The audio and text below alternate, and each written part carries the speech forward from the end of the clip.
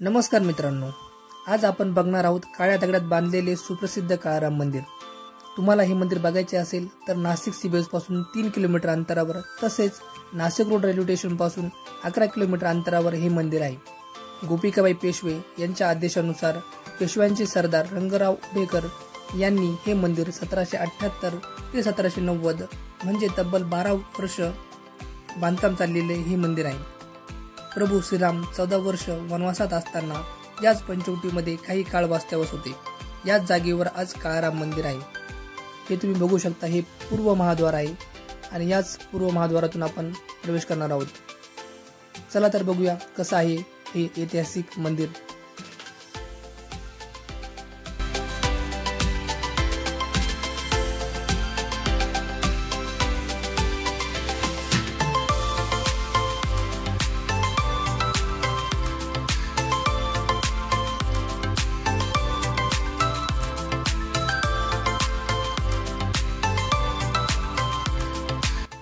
मंदिराला भव्य असा सभामंडप आहे। सभामंडपाच्या एका टोकाला हनुमान मंदिराला 40 स्तंभांचा आधार आहे।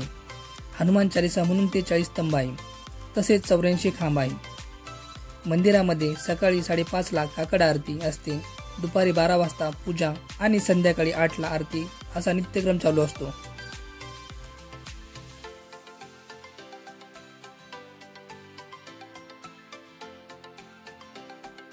मुख्य मंदिरात प्रवेश करताना 14 पायऱ्या लागतात। या 14 पायऱ्या प्रभू श्रीरामांच्या 14 वर्ष वनवासाचे प्रतीक आहे। 3 शिखरे असलेल्या द्वारातून प्रवेश केल्यानंतर प्रभू श्रीरामांचे दर्शन होते। मुख्य मंदिर आपण हे समोर बघू शकता। आपलं चॅनल राजरेखाज वर्ल्डला सबस्क्राईब केलं नसेल तर सबस्क्राईब करायला विसरू नका। आता आपण मुख्य मंदिरात प्रवेश करतोय। अतिशय सुंदर असं मंदिर आहे।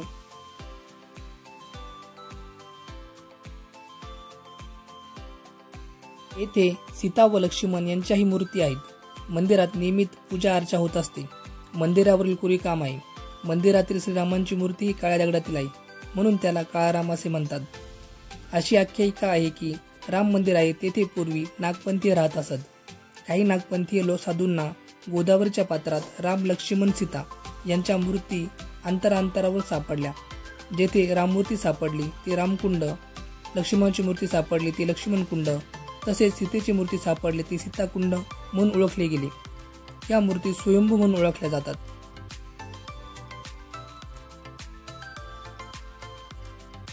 मित्रांनो, आपण जर मंदिराचा इतिहास बघितला तर इतिहासानुसार अगोदर नागपंथीय साधूंना लाकडी मूर्त्या सापडल्या व त्यांनी तेथे लाकडी मंदिर बांधले। हे प्राचीन मंदिर होतं।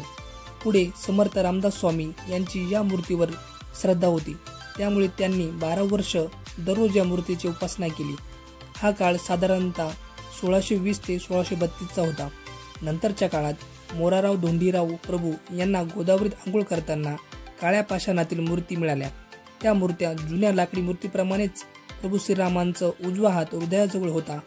या मूर्त्या खूप सुंदर होत्या, त्यामुळे या मूर्त्यांची चर्चा माधवराव पेशव्यांच्या मातोश्री म्हणजेच गोपिकाबाई पेशवे यांच्यापर्यंत गेली व त्यांनी नंतर आदेश देऊन हे मंदिर 1778 ते 1790 मध्ये बांधले। त्यावेळी मंदिर बांधण्यास 12 वर्ष व 23 लाख रुपये खर्च लागला होता। 12 वर्ष हा खूप मोठा काळ आहे।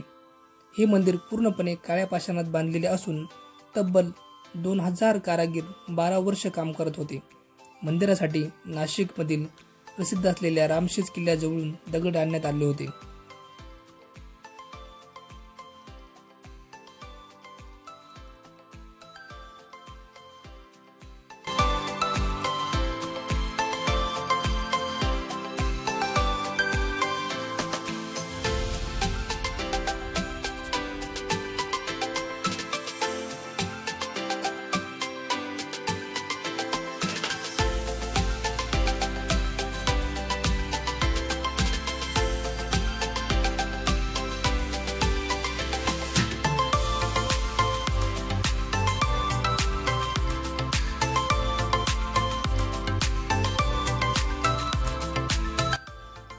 रामाला काळाराम का म्हटलं जायचं तर एका कथेनुसार प्रभू श्रीरामांना पंचवटीत शूर्पणखाचे नाक कापले होते।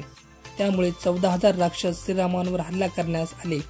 तेव्हा प्रभू श्रीरामांनी छातीवर हात ठेवून प्रतिज्ञा केली व 14,000 राक्षसांचा वध केला।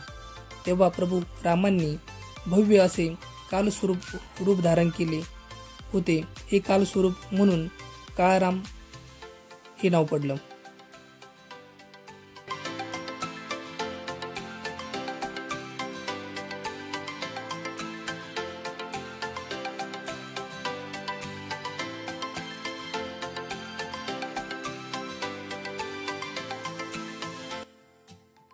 दोन मार्च 1930 रोजी या मंदिरात दलितांना प्रवेश मिळवण्यासाठी डॉक्टर बाबासाहेब आंबेडकर यांच्या नेतृत्वाखाली मोठे आंदोलन येथे झालं होतं।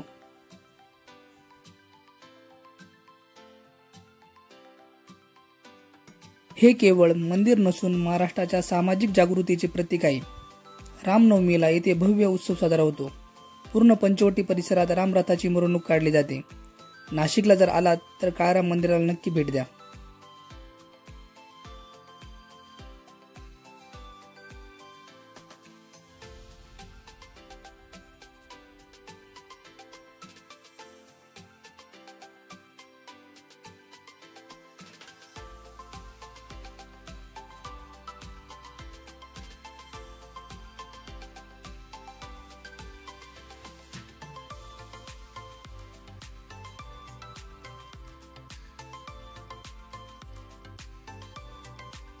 कसा वाटला व्हिडिओ आम्हाला नक्की कळवा।